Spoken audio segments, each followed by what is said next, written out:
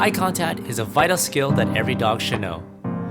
By giving eye contact, you'll know that your dog is truly focused on you. And through that focus, you'll be able to get compliance from your dog.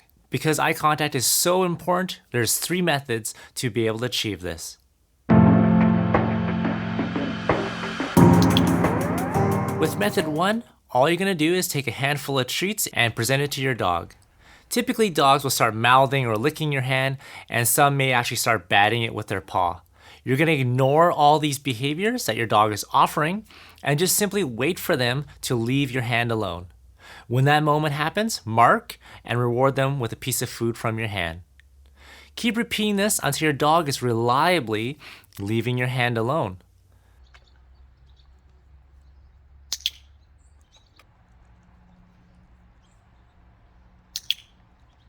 And then eventually what you're going to start to do is only mark and reward when your dog leaves your hand alone and looks up at you. As soon as they lock eyes up on you, you're going to mark and reward that behavior. Through this simple exercise and a little bit of patience, you'll be able to capture reliable eye contact.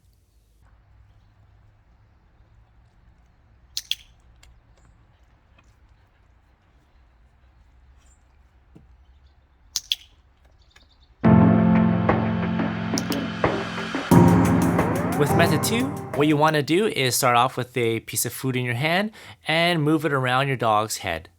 If they track your hand, you want to mark and reward that. So what you're trying to do with this first stage of this method is proving that your dog can track your hand.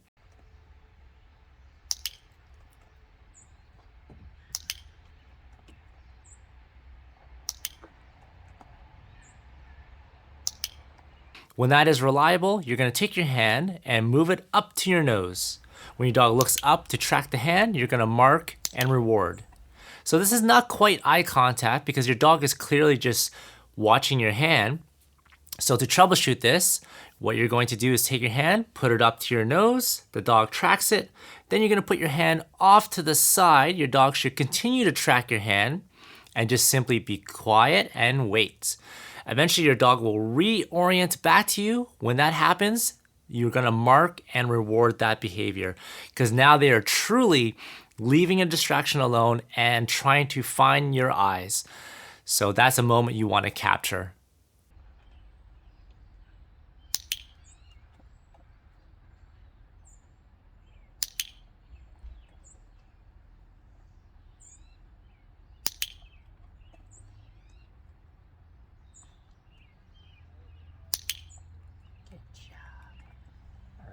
This is going to be easy.